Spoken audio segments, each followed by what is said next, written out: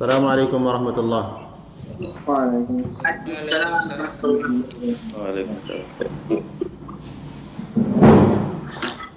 Alhamdulillah nahmaduhu wa nasta'inuhu wa nastaghfiruh wa na'udzu billahi min shururi anfusina wa sayyiati a'malina.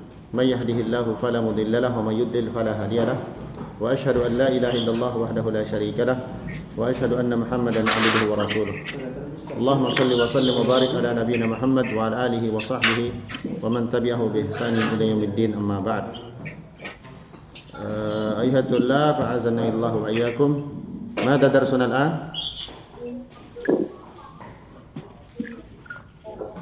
SKI ke? Na'am. Darsuna al-an al-asl SKI, tetapi karena di sini sebenarnya yang penting mapal pemerintah. Di sini ada pelajaran kita mapal pemerintah, yaitu ada apa saja mapal pemerintah kita? SKI, Quran, hadis, kemudian apa lagi? Kemenang maksud saya. Akidah, akhlak. Kemudian apa lagi? Quran hadis. Oh ya. Quran, hadis, ya. Itu ada 4. Ini fikih, pemerintah, kemudian akidah, akhlak, kemudian SKI dan Quran, hadis. Nah, sebenarnya sekarang Ustadz Muharrar ini yang akan menyampaikan pelajaran fikih khususnya, cuman qadarullah belum sampai. Berarti sebelum Ustadz Muharrar datang, kita kembali dulu atau kita ke SKI dulu. Ya, antum siapkan bukunya. SKI buku bisa dibeli di Erlangga, ya, atau di buku toko-toko buku yang lain, ya, buku SKI kita. Nah, gimana Raya? Kenapa belajar sirah lagi? Apa? Kenapa belajar sirah? Sirah kan ada. Sirah sendiri Nah, ada, SKI sendiri ada. Ya, jadi SKI itu ada, sirah ada, cuman mungkin belum dimasukkan karena kita PJJ ini. Karena kita PJJ, atau Allah alam kelas 3 tidak ada sirah. Ya, diganti pakai SKI, ya. Baik. Al-muhim kita belajar. Nah, sekarang sudah antum buka PDF antum yang SKI? Belum ada PDF. Belum ada lah.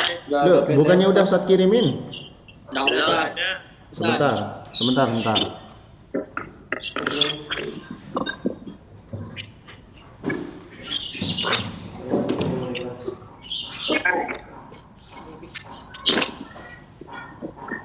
Bucin. Siapa tuh? Lea. Halo, Lea. Oh, buncit. Weh. Jaga ibu.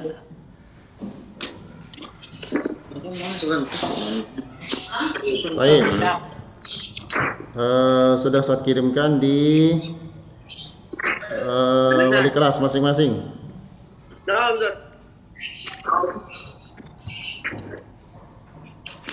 Nah,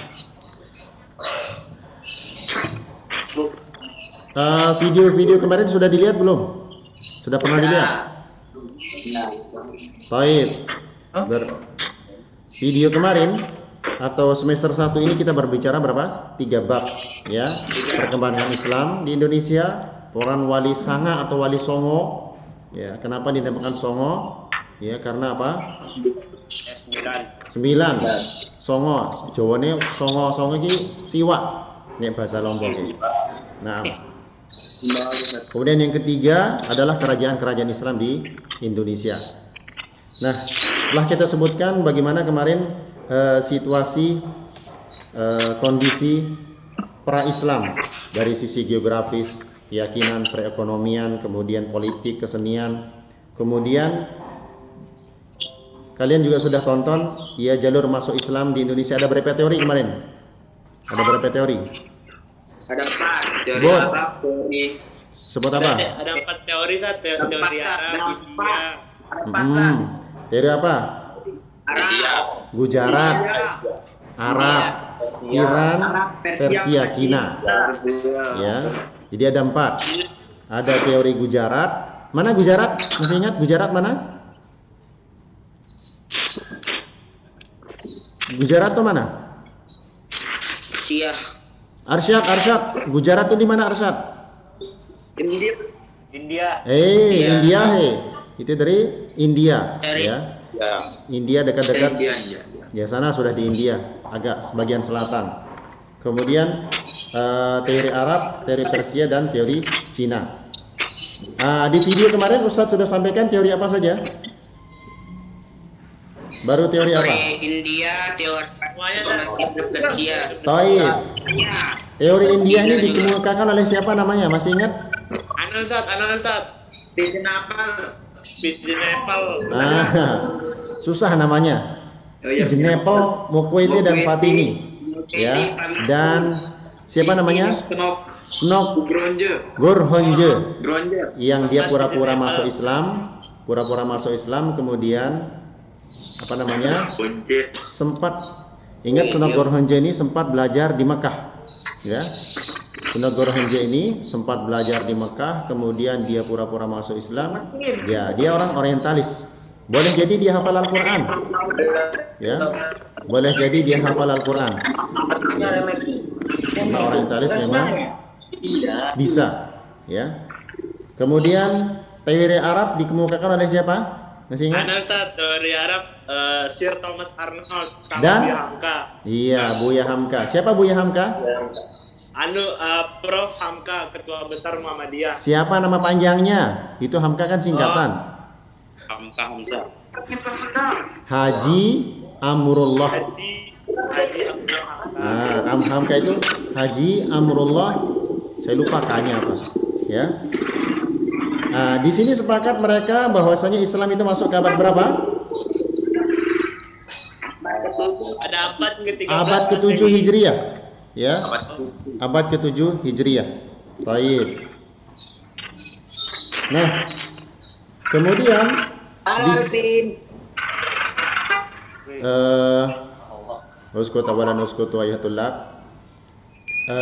bagaimana di sini juga, ya, ini teori Arab, ya. Kalau teori India itu dilihat dari apa? Batu nisan, ya, batu nisan Raja Malik As-Saleh, ya, kerajaan di Samudra Pasai, ya. Di mana Samudra Pasai? Asia Timur. di selat Malaysia. Aceh, dia Aceh. Aceh. Aceh. Nah, teori Arab ini, ya, di situ juga ditemukan bagaimana makam. Di situ ada tulisan nisan, ya, yaitu nisan berada atau tertulis di situ abad ke-7 Hijriah. Betul. Ya. Abad ke-5 berarti masuknya tahun 475 Hijriah. Di sini tertulis di batu nisan tersebut, atas nama Tuhan Allah yang Maha Penyayang dan Maha Pemurah, tiap-tiap makhluk yang hidup di atas bumi itu bersifat fana, tapi wajah Tuhanmu yang bersemarak dan gemilang itu kekal adanya.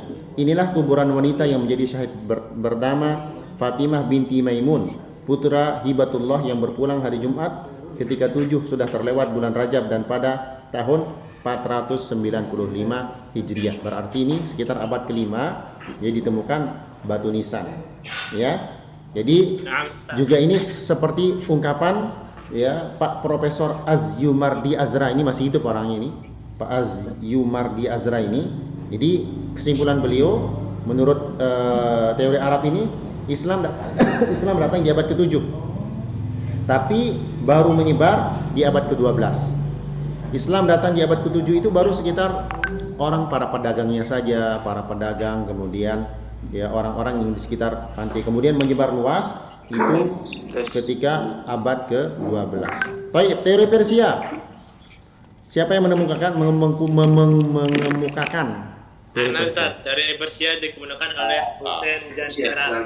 Baik. Kenapa dia berkesimpulan teori Persia ini?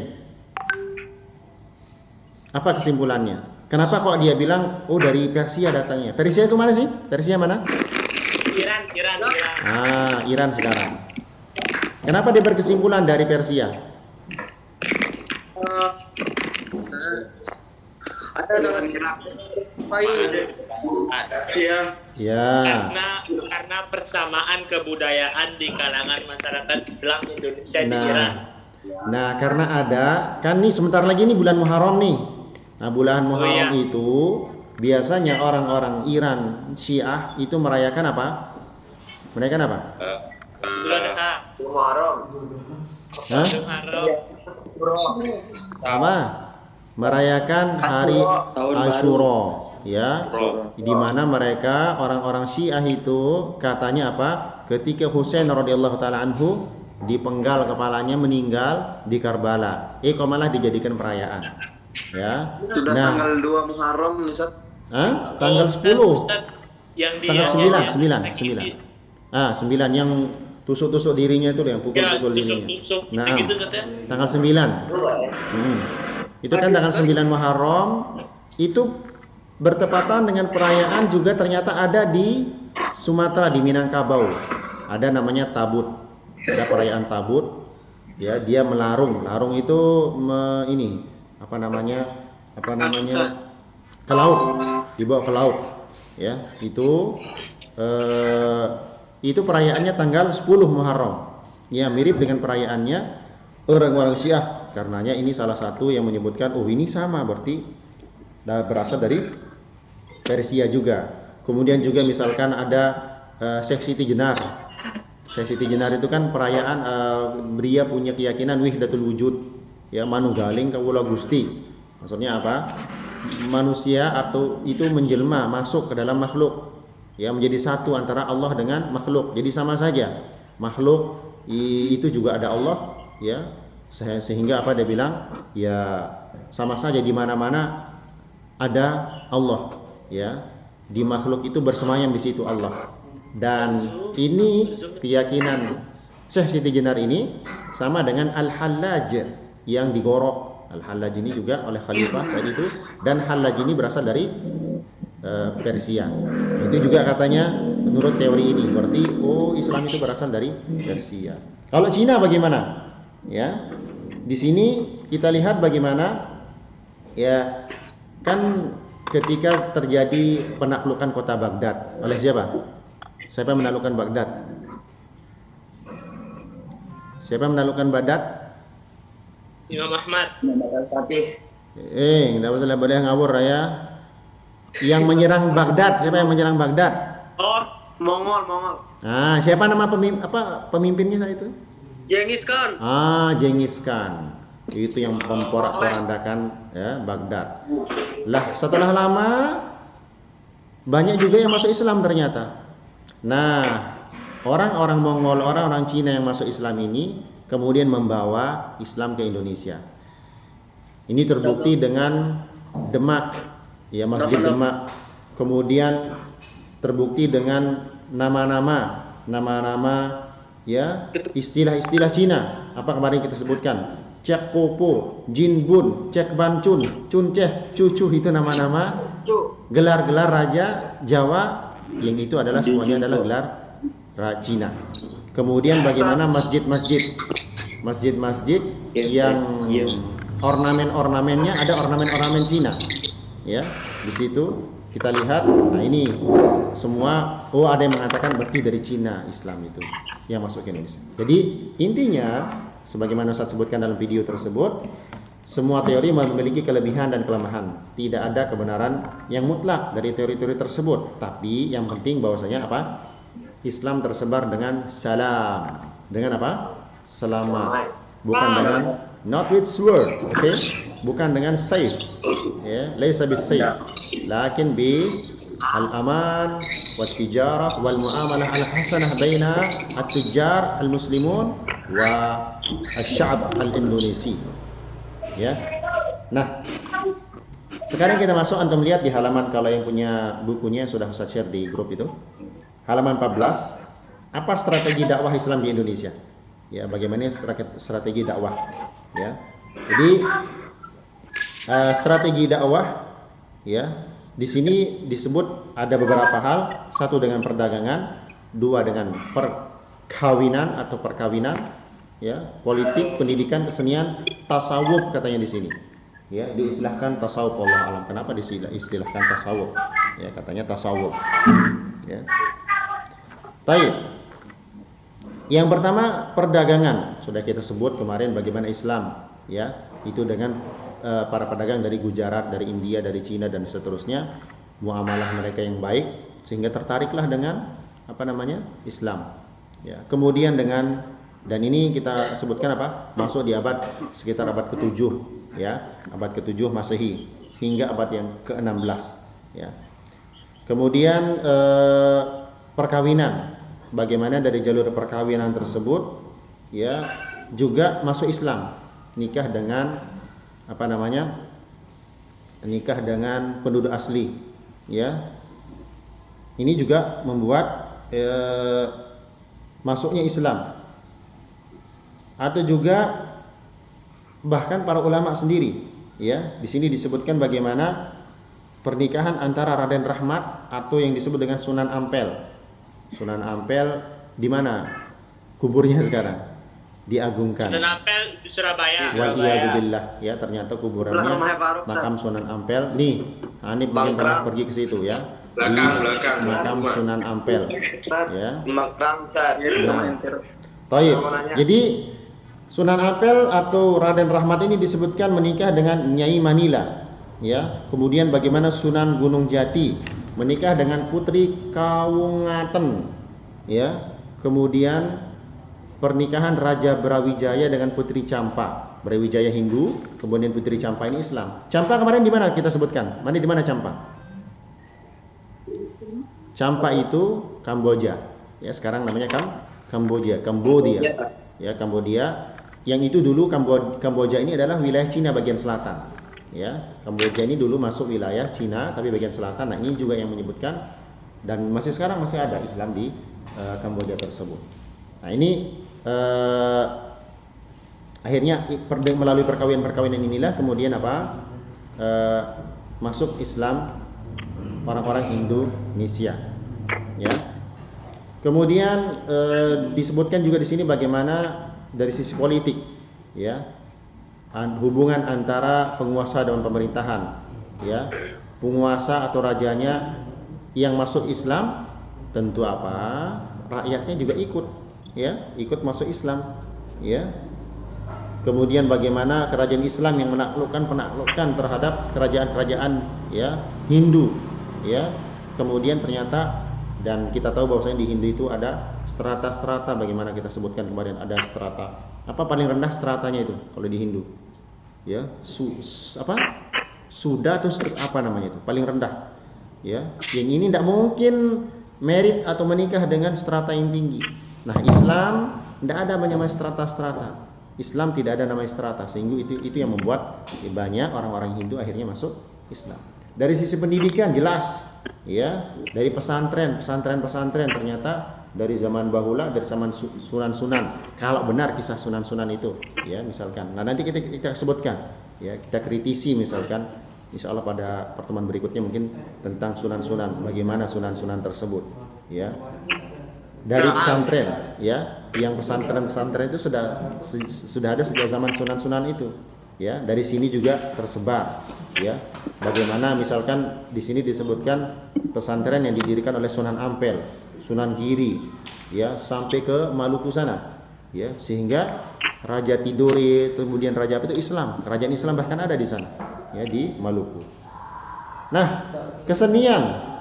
Nah, ini yang jelas, yang kalau kita sebut kesenian di sini ya, ini jelas kalaupun benar cara penyampaian Islam dengan itu kesenian yang dengan gamelan itu jelas itu tidak benar secara syariat ya, bahwasanya itu adalah cara seperti itu tidak benar ya. Walaupun kita sebutkan katanya di sini disebutkan seni gamelan dan wayang ya. Kemudian inilah yang digunakan oleh Wali Songo tersebut yang nanti akan kita sebutkan untuk menggambarkan Islam ya. Misalkan Sunan Kalijogo atau Jogo Kali? Iya, karena dia jaga kali katanya, Jogo Kali, menjaga kali, itu akhirnya menjadi Sunan Kalijogo atau Jogo Kali. Jarene katanya, ya, Allahu a'lam. Ya. Kemudian katanya juga penyebaran Islam dari sisi tasawuf, ya, di mana kata tasawuf ini katanya diambil dari kata suffah, ahlus suffah. Apa artinya ahlus suffah? Masih ingat? Yazid? Apa Zid? Apa ahlus suffah? Yo. Ardi Faradifa. Apa itu ahlus suffah? Astagfirullahaladzim, Yazid. Hah? Lanjut. Ahlus Suffah adalah sahabat-sahabat Rasulullah SAW yang masakin, yang hijrah dari Madinah ke Mekah, jadi dari Mekah ke Madinah, tak punya rumah. There is no home, homeless. We say homeless, okay? Tidak punya rumah, tidak ada punya, miskin. Akhirnya mereka tinggal di mana? Di Masjid Nabawi. Ya, dibuatkan Masjid Nabawi. Kemudian disitulah tinggal sekitar 17, sekitar 70 sahabat, termasuk Abu Hurairah. Ya, termasuk Abu Hurairah itu adalah Ahlus Suffah. Ya. Ajib. Ahlus Suffah. Sebentar. Salah Zid. Zid. Ya, disebut dengan Ahlu Suffah. Ya. Ustaz Muharrar. Tinggal di situ sekitar 70 sahabat. Nah, katanya sufi itu diambil dari kata suffah ini.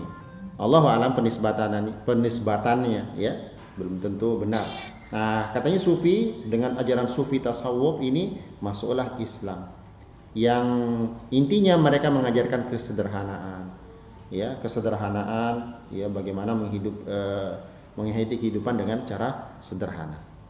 Nah, jadi kita lihat di halaman 17, kalau antum lihat di situ, hal-hal terpenting dari itu semua, cara berkembangnya Islam di sini adalah yang pertama, Islam bersifat terbuka. Islam bersifat logically, ya, bisa dipikirkan. Karena apa? Bersifat fitri, seperti naluri, fitrah manusia sama. Ya, tidak ada yang tidak masuk akal. Itulah banyak yang menyebabkan orang masuk Islam. Sampai hari ini, sampai hari kiamat, bagaimana orang-orang masuk Islam dari orang-orang profesor dan segala macam. Sebaliknya, orang yang keluar dari Islam itu biasanya gara-gara ad-dunya, al-mal, qalil, gara-gara wanita, harta dan seterusnya. Syahwat semua. Tetapi orang-orang yang masuk Islam, orang yang sudah meneliti, profesor dan segala macam, itu rata-rata karena apa? Mengetahui kebenaran Islam. Yang kedua, penyebaran Islam dilakukan dengan damai. Kemudian yang ketiga, Islam tidak mengenal diskriminasi, tidak membedakan kedudukan, ya, tidak membedakan kedudukan. Kemudian yang keempat, perayaan-perayaan dalam Islam dilakukan dengan sederhana, ya.